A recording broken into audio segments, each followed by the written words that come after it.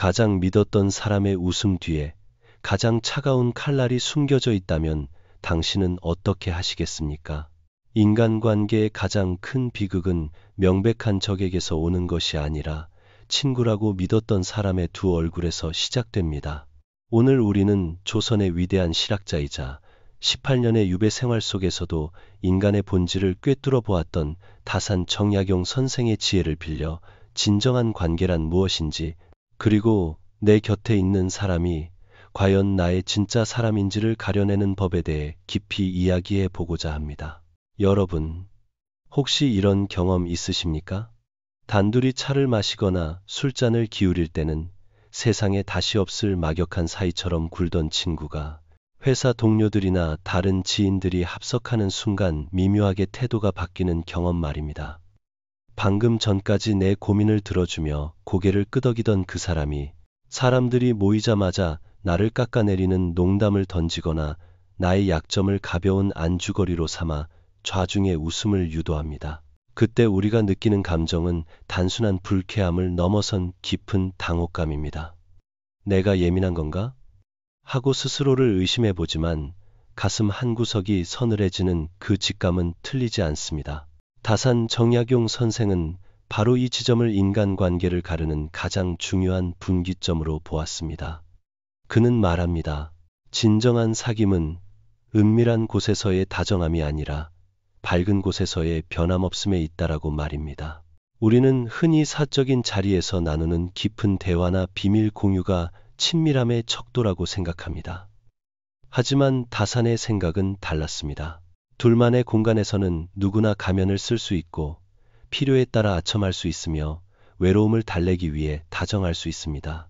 그러나 제3자가 등장하는 순간, 즉 타인의 시선이라는 권력이 개입되는 순간 그 사람의 가면은 벗겨지고 본연의 인격이 드러나게 됩니다. 저는 오늘 여러분께 다산의 목소리를 빌려 묻고 싶습니다. 당신의 친구는 당신이 자리에 없을 때 혹은 당신보다 더 힘있는 사람 앞에서 당신을 어떻게 이야기합니까? 이것은 단순히 예의범절의 문제가 아닙니다. 이것은 그 사람의 영혼이 얼마나 단단히 뿌리내려 있는가를 보여주는 증거입니다. 다산은 인간의 마음을 대나무에 비유하곤 했습니다. 뿌리가 깊은 대나무는 거센 바람이 불어도 잎사귀만 흔들릴 뿐 그 줄기는 꼿꼿함을 유지합니다. 반면 뿌리가 얕은 갈대는 바람의 방향이 바뀌면 몸통 전체가 눕습니다. 여기서 바람이란 무엇일까요? 그것은 바로 주변의 시선, 대중의 분위기 혹은 권력의 흐름입니다. 단둘이 있을 때 보여주는 친절은 바람이 없는 고요한 날씨와 같습니다. 그때는 누구나 곧게 서 있을 수 있습니다. 하지만 사람들이 모이고 이해관계가 얽히는 바람이 불기 시작하면 어떤 이는 여전히 당신을 존중하며 꼿꼿이 서 있지만 어떤 이는 분위기에 휩쓸려 당신을 밟고 자신의 위치를 돋보이게 하려 합니다. 다산은 유배지에서 뼈저리게 느꼈습니다. 평소 선생님, 존경합니다라고 따르던 제자들이나 자네밖에 없네라고 말하던 벗들이 정조대왕이 승하하고 다산의 집안이 역적으로 몰리자마자 어떻게 돌변했는지를 말입니다. 그들은 다산과 단둘이 있을 때 거짓말을 한 것이 아닐지도 모릅니다. 그 순간만큼은 진심이었을 수도 있습니다. 하지만 그들의 진심은 상황에 따라 변하는 액체와 같은 것이었습니다. 다산이 우리에게 가르쳐주는 첫 번째 교훈은 이것입니다. 상황에 따라 변하는 존중은 존중이 아니라 처세술일 뿐이다.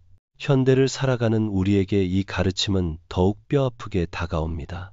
직장에서, 사회 모임에서 우리는 수많은 가면 쓴 관계에 노출되어 있습니다. 저 역시 그런 기억이 있습니다. 프로젝트를 함께 준비하며 밤을 새울 때는 내 아이디어가 최고야, 정말 많이 배운다라고 말하던 동료가 있었습니다. 그런데 정작 임원들 앞에서의 프레젠테이션 날, 그는 제 아이디어의 허점을 지적하며 자신의 논리적임을 과시하더군요. 나중에 그가 아까는 회의 분위기 때문에 어쩔 수 없었어, 내 맘 알지?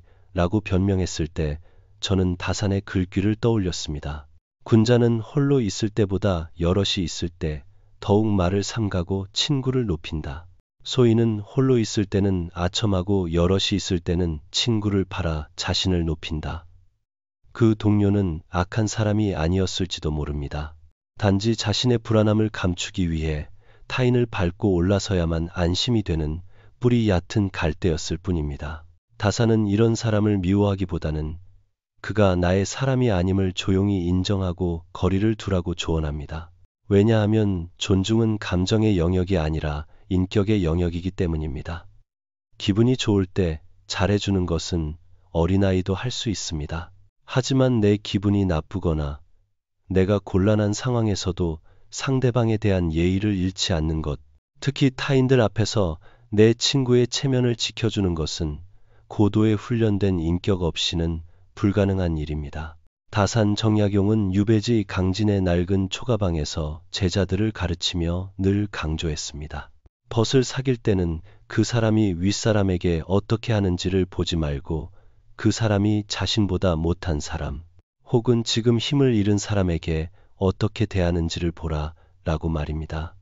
여기서 힘을 잃은 사람은 바로 여러분 자신이 될 수도 있습니다. 여러분이 실패했을 때, 혹은 여러분이 그 사람에게 더 이상 이득을 줄 수 없을 때 그들의 태도는 어떻게 변할까요? 이것은 잔인한 시험 같지만 인생에서 반드시 한 번은 거쳐야 할 필터링 과정입니다. 우리는 종종 그 친구가 원래 말은 좀 험하게 해도 속은 착해라며 무례함을 합리화하곤 합니다. 특히 사람들 앞에서 면박을 주고 나서 나중에 다 너 잘되라고 한 소리야라거나 친하니까 장난친 거지라고 말하는 사람들에게 관대합니다. 하지만 다산의 기준에서 보자면 이것은 가장 경계해야 할 태도입니다. 친밀함이라는 핑계로 무례함을 정당화하는 것만큼 비겁한 일은 없기 때문입니다. 다산은 진정한 친밀함이란 예라는 단단한 뼈대 위에 피어나는 꽃이라고 보았습니다. 뼈대가 무너진 꽃은 금방 시들고 맙니다. 즉, 예의와 존중이 없는 친밀함은 언제든 배신과 상처로 변질될 수 있는 시한폭탄과 같습니다. 그렇다면 우리는 어떻게 해야 할까요? 다산은 단순히 타인을 판단하고 비난하기 위해 이 기준을 세운 것이 아닙니다. 그가 진정으로 원했던 것은 우리 스스로가 먼저 뿌리 깊은 대나무가 되는 것이었습니다. 그리고 그런 눈을 가질 때 비로소 진짜 인연을 알아볼 수 있다고 믿었습니다. 여러분, 지금 잠시 눈을 감고 여러분 주변의 얼굴들을 떠올려 보십시오. 그리고 상상해 보십시오. 내가 인생의 겨울을 맞아 모든 것을 잃고 초라해졌을 때, 혹은 수많은 사람들이 나를 손가락질하는 광풍이 몰아칠 때 내 곁에 서서 이 사람은 내 친구다라고 당당하게 말해줄 사람이 있습니까? 아니면 슬그머니 내 손을 놓고 군중 속으로 사라질 사람이 떠오르십니까?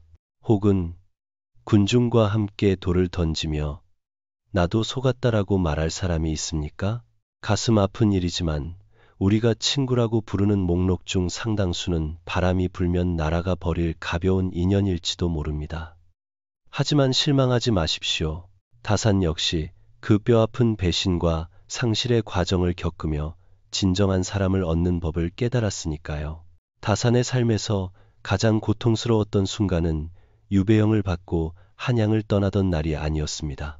그가 정말로 무너져 내렸던 순간은 자신이 믿고 의지했던 사람들이 권력의 압박 앞에서 자신을 철저히 부정하는 모습을 목격했을 때였습니다.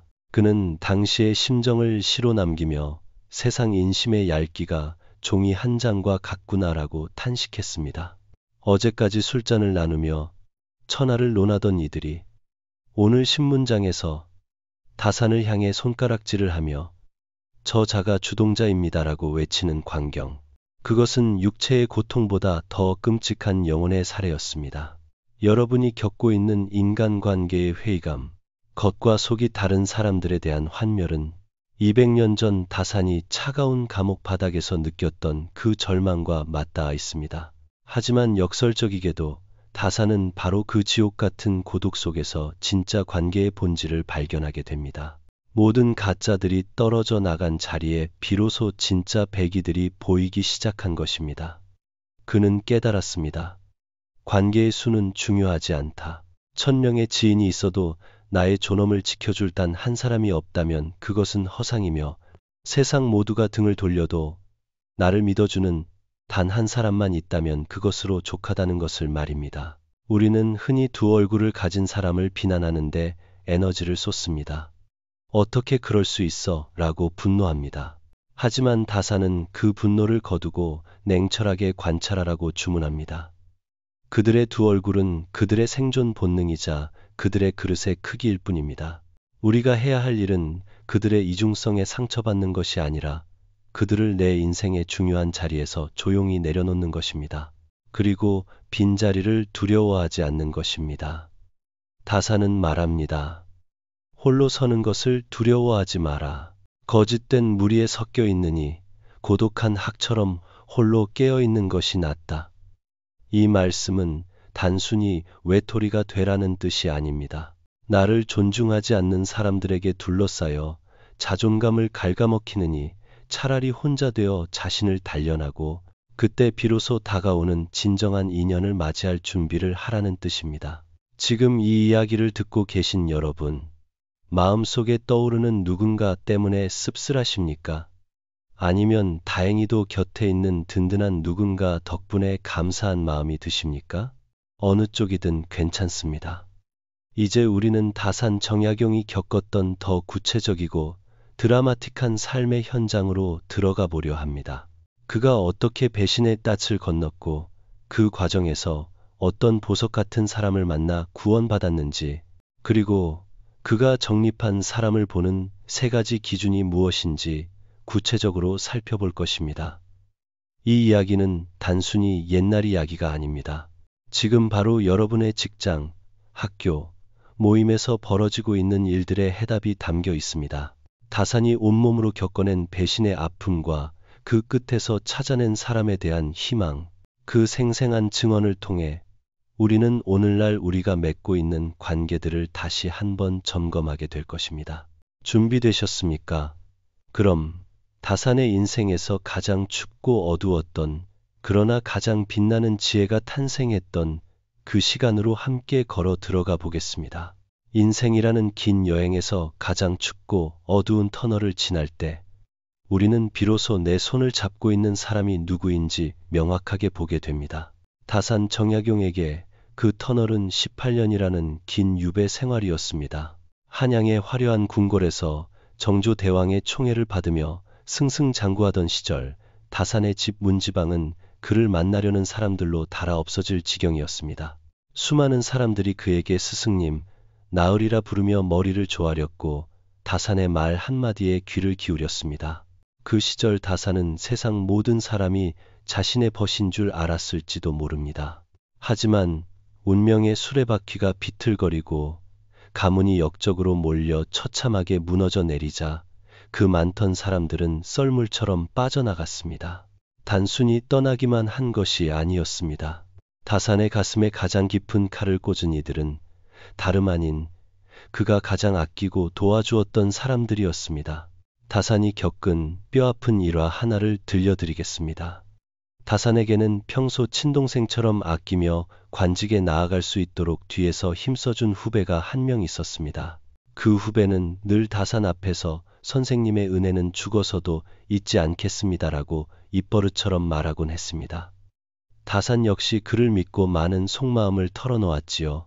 그러나 정조가 승하하고 다산이 정치적 위기에 몰리자 그 후배는 누구보다 빠르게 태도를 바꿨습니다. 심지어 자신에게 불똥이 튈까 두려워 권력자들 앞에서 다산을 맹렬히 비난했습니다. 정약용은 위험한 사상을 가진 자입니다. 저는 그와 친하지 않았습니다. 라고 말하며 자신이 살기 위해 은인을 밟고 올라선 것입니다. 다산은 훗날 유배지에서 쓴 편지에서 이때의 심경을 이렇게 토로합니다. 내가 겪은 고초는 육신의 아픔보다 사람에 대한 배신감이 더 컸다. 평온할 때는 모두가 벗이지만 환난을 당하니 비로소 누가 남인지 알겠구나. 이 처절한 배신은 다산에게 인간관계의 냉혹한 진리를 깨닫게 해주었습니다. 이익으로 맺어진 관계는 이익이 다하는 순간 안개처럼 사라진다는 것을, 그리고 감정에 호소하는 달콤한 말들은 위기의 순간에 아무런 힘도 발휘하지 못한다는 것을 말입니다. 하지만 하늘이 무너져도 솟아날 구멍은 있다고 했던가요? 세상 모두가 그를 손가락질하며 피할 때 칠흑 같은 어둠 속에서 촛불을 들고 찾아온 이들도 있었습니다. 강진 유배지의 좁고 누추한 방, 사이제에 홀로 앉아 절망을 삼키고 있을 때였습니다. 다사는 죄인이라는 낙인 때문에 마을 사람들조차 그에게 물 한 모금 주는 것을 꺼려했습니다. 그때 예전에 인연이 닿은 한 제자가 위험을 무릅쓰고 찾아와 따뜻한 밥과 차를 내밀었습니다. 다산이 물었습니다. 나와 엮이면 자네도 위험해질 텐데 어찌하여 왔는가? 그러자 제자는 담담하게 대답했습니다. 세상 사람들이 뭐라 하든 제게 선생님은 죄인이 아니라 진리를 지키시는 분입니다. 저는 사람을 따르지 세태를 따르지 않습니다. 그리고 그 제자는 마을 사람들 앞에서도 당당하게 다산을 나의 스승이라 칭하며 그의 명예를 지켜주었습니다. 이 한마디가 무너져가던 다산의 영혼을 일으켜 세웠습니다. 수백 명의 아첨꾼이 주지 못한 위로를 진심 어린 단 한 사람이 해낸 것입니다. 다산은 이 극명한 두 가지 경험, 즉 가장 믿었던 자의 배신과 가장 어려운 때 찾아온 구원을 통해 진짜 사람을 가려내는 확고한 기준을 세우게 됩니다. 다산은 우리에게 묻습니다. 그대는 무엇을 보고 사람을 믿는가?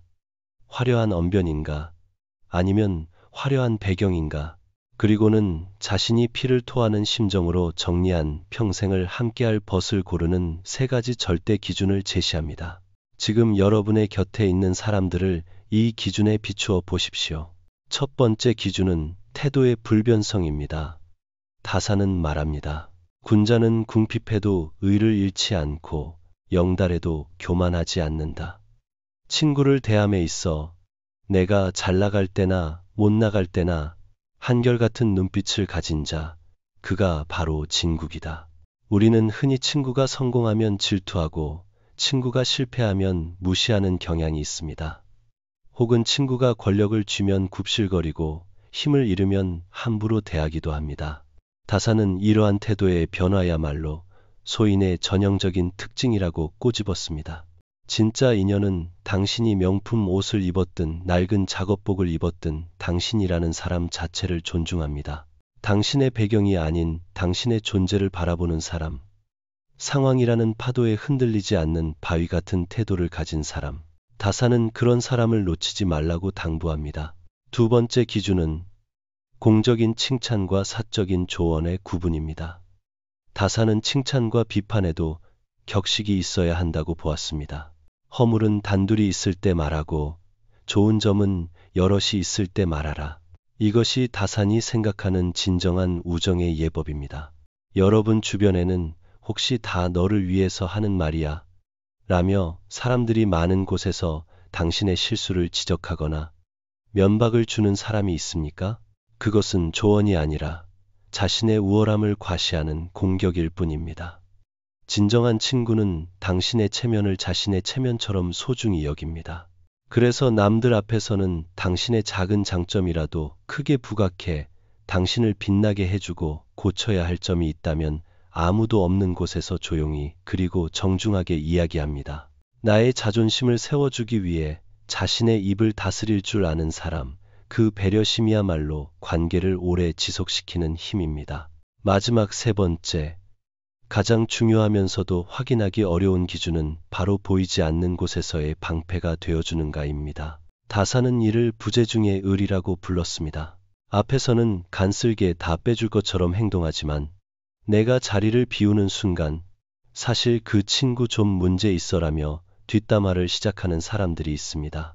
다사는 이런 이들을 얼굴만 아는 도둑이라 칭하며 경멸했습니다. 반면 진짜 친구는 내가 없는 자리에서 누군가 나를 비난할 때 침묵하지 않고 나를 위해 변호해주는 사람입니다. 내가 아는 그 사람은 그런 의도로 행동할 사람이 아닙니다. 오해가 있으신 것 같군요. 라고 정중하게 막아주는 사람. 나의 명예가 훼손될 위기에서 기꺼이 자신의 평판을 걸고 나를 지켜주는 사람. 다사는 말합니다. 내 귀에 들리는 칭찬보다 중요한 것은 내 귀에 들리지 않는 곳에서 나를 지키는 그 사람의 한마디다. 여러분, 이 이야기를 들으며 머릿속에 떠오르는 얼굴이 있습니까? 아마도 어떤 이름은 지우고 싶고 어떤 이름은 가슴 뭉클하게 다가올 것입니다. 다산이 이 기준들을 제시한 이유는 세상 모든 사람을 의심하라는 뜻이 아닙니다. 오히려 가치 없는 관계에 쏟는 에너지를 거두어 진짜 소중한 사람에게 더 집중하라는 뜻입니다. 우리는 너무나 자주 우리를 함부로 대하는 사람들의 비위를 맞추느라 정작 나를 진심으로 아껴주는 사람들에게 소홀하곤 합니다.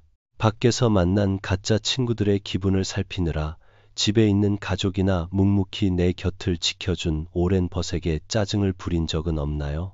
다산의 지혜는 바로 이 지점에서 우리의 어리석음을 꾸짖습니다. 보석을 돌멩이처럼 대하고 돌멩이를 보석처럼 귀히 여기지 말라. 유배지 강진의 차가운 방바닥에서 다산은 깨달았습니다. 인생은 수많은 사람을 만나는 과정이 아니라 스쳐 지나갈 사람과 곁에 둘 사람을 끊임없이 걸러내는 과정이라는 것을요. 그는 배신자들을 원망하며 시간을 낭비하는 대신 자신을 믿어준 소수의 제자들과 학문에 정진하며 목민심서와 같은 위대한 업적을 남겼습니다. 그를 지켜준 것은 권력도 재물도 아닌 서로를 향한 깊은 신뢰와 존중으로 맺어진 몇몇 사람들이었습니다. 이제 우리는 이야기의 마지막 장으로 나아가려 합니다. 그렇다면 과연 우리는 어떻게 해야 다산이 말한 그런 사람이 될 수 있을까요? 그리고 좋은 사람을 알아보는 눈을 넘어 좋은 사람을 내 곁에 머물게 하는 구체적인 방법은 무엇일까요? 다산은 단순히 좋은 친구를 찾아라 해서 멈추지 않고 그 인연을 지키는 법에 대해서도 깊은 통찰을 남겼습니다. 존중은 선택이 아니라 능력이라고 말하는 다산의 마지막 가르침이 기다리고 있습니다. 이 지혜는 여러분의 인간관계를 뿌리부터 단단하게 만들어줄 것입니다. 자, 이제 마지막 목적지로 함께 가보시죠. 이제 우리는 긴 여정의 마지막 장에 도착했습니다. 앞서 우리는 가짜 친구를 가려내는 차가운 이성의 눈을 배웠고 시련 속에서 드러나는 진짜 인연의 소중함을 다산 정약용의 삶을 통해 확인했습니다. 그렇다면 이제 남은 과제는 하나입니다. 어떻게 하면 이 귀한 인연을 잃지 않고 영원히 지켜나갈 수 있을까? 그리고 더 나아가 나는 과연 누군가에게 끝까지 곁에 두고 싶은 사람인가? 라는 본질적인 질문에 답하는 것입니다. 다산은 사람을 얻는 것이 기술이라면 사람을 지키는 것은 품격이라고 말했습니다. 그리고 그 품격의 핵심에는 단 한 글자, 바로 예, 즉 존중이 자리 잡고 있습니다. 다산은 유배 생활 중 아들에게 보낸 편지에서 이렇게 당부합니다. 사람과 사람 사이를 이어주는 것은 피가 섞인 혈연도 아니요 이익을 나누는 계약도 아니다. 오직 서로를 향한 변함없는 공경심, 즉 존중만이 관계를 썩지 않게 하는 방부제다. 우리는 흔히 친해지면 모든 것이 용서된다고 착각합니다. 우리 사이에 무슨 격식을 차려 라며 말을 함부로 놓고 약속 시간을 가볍게 어기며 상대방의 물건이나 시간을 내 것처럼 다루기 시작합니다. 하지만 다산의 생각은 정반대였습니다. 가까울수록 더욱 어려워하라. 이것이 다산 인간관계론의 정수입니다. 낯선 사람에게는 예의를 갖추면서 정작 나를 가장 아껴주는 가족이나 친구에게는 소홀히 대하는 것, 다산은 이것을 거꾸로 된 도리라며 엄격히 경계했습니다. 관계가 깨지는 것은 거창한 배신 때문이 아닙니다. 아주 사소한 무례함, 이 정도는 이해해 주겠지라고 넘겨 짚었던 그 안일함이 쌓이고 쌓여 결국 돌이킬 수 없는 균열을 만드는 것입니다. 존중은 감정이 아니라 선택이자 능력입니다. 기분이 좋을 때 상대를 존중하는 것은 누구나 할 수 있습니다. 하지만 다산이 말하는 진정한 군자의 존중은 내 기분이 바닥을 칠 때 혹은 상대방과 의견이 대립하여 화가 치밀어 오를 때 비로소 빛을 발합니다. 화가 나는 상황에서도 상대의 인격을 모독하는 언어를 쓰지 않는 절제력, 내가 곤란한 상황에서도 상대방의 입장을 먼저 헤아리는 배려심, 이것은 타고나는 것이 아니라 끊임없이 자신을 갈고 닦아야만 얻을 수 있는 후천적인 인격입니다. 다사는 말합니다. 그 사람의 바닥을 보고 싶다면 그가 가장 화가 났을 때를 보라. 그때 쏟아내는 말의 수준이 곧 그 사람의 그릇이다. 따라서 좋은 관계를 유지하고 싶다면 우리는 스스로에게 질문해야 합니다. 나는 내 감정을 핑계로 상대방에게 상처를 줄 권리가 없음을 기억하고 있는가? 나는 친밀함을 무기로 상대방의 선을 넘고 있지는 않은가? 또한 다사는 관계의 지속성을 위해 이익이 아닌 의리와 도리를 중심에 두라고 조언합니다.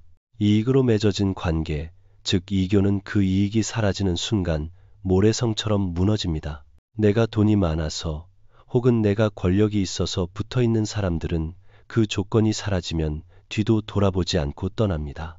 앞서 다산이 겪었던 배신들도 모두 이익에 기반한 관계였기에 벌어진 비극이었습니다. 반면 마음과 마음이 닿은 관계, 즉 심교는 조건이 변해도 흔들리지 않습니다. 다산은 강진 유배 시절 초라한 죄인의 신분이었음에도 불구하고 그를 스승으로 모시며 따랐던 제자들과 다신계라는 모임을 만들었습니다.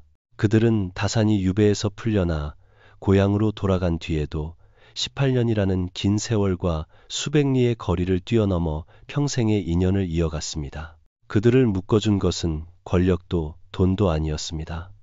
오직 학문에 대한 열정과 서로의 인격을 깊이 신뢰하는 존중이라는 끈이었습니다. 다산은 우리에게 말합니다.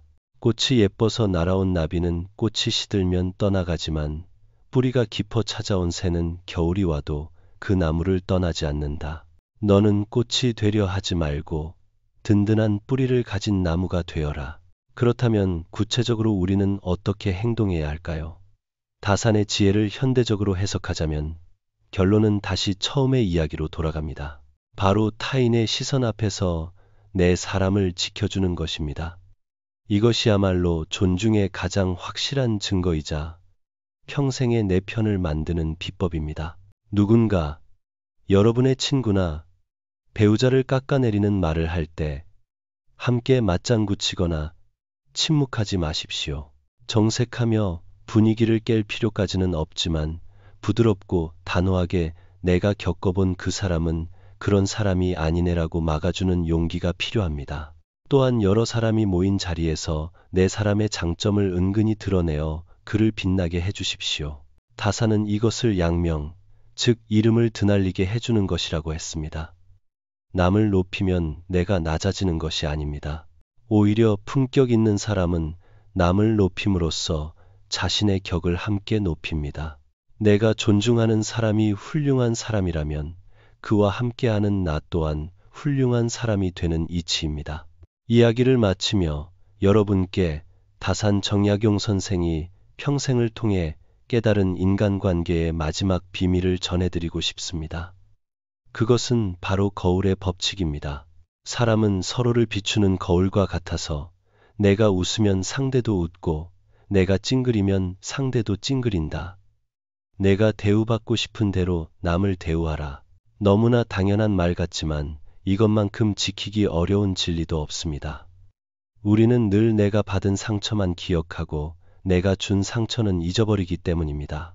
지금 당신의 주변의 겉과 속이 다른 사람들만 가득하다고 느껴진다면 혹시 내가 먼저 그들에게 계산적으로 다가가지 않았는지, 내가 먼저 그들을 진심으로 존중하지 않았는지 돌아보아야 합니다. 좋은 사람을 찾으려 애쓰기 전에 내가 먼저 좋은 사람이 되어야 좋은 향기가 나고 그 향기를 맡은 좋은 나비들이 모여드는 법입니다. 다산 정약용. 그는 조선 최고의 천재였지만 동시에 가장 혹독한 외로움을 견뎌야 했던 인간이었습니다. 그가 18년의 고독 속에서 길어 올린 이 지혜들이 200년이 지난 오늘날 우리의 복잡하고 지친 마음을 어루만져 줍니다. 부디 이 이야기를 통해 여러분의 곁에 있는 진짜 인연들을 다시 한번 소중히 여기는 계기가 되기를 바랍니다.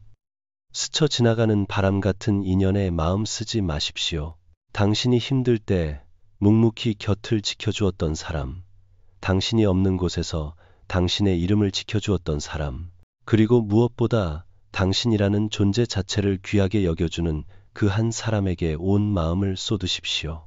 그것이 험한 세상에서 나를 지키고 내 삶을 아름답게 만드는 가장 지혜로운 길입니다. 다산이 그랬던 것처럼 여러분의 삶에도 뿌리 깊은 나무 같은 인연이 숲을 이루기를 진심으로 기원합니다. 오늘 들려드린 다산 정약용의 인간관계에 대한 지혜와 통찰이 여러분의 마음에 작은 울림을 주었나요? 이 이야기가 공감이 되셨다면 저에게 큰 힘이 될 수 있도록 좋아요와 구독 버튼을 꾹 눌러주세요. 그리고 댓글로 여러분이 경험했던 진정한 친구 혹은 인간관계에서 얻은 깨달음을 나눠주신다면 더 많은 분들과 지혜를 나눌 수 있을 것입니다. 여러분의 참여는 제가 더 깊이 있고 따뜻한 이야기를 만드는데 큰 원동력이 됩니다. 귀한 시간 내어 들어주셔서 감사합니다. 늘 평안하십시오.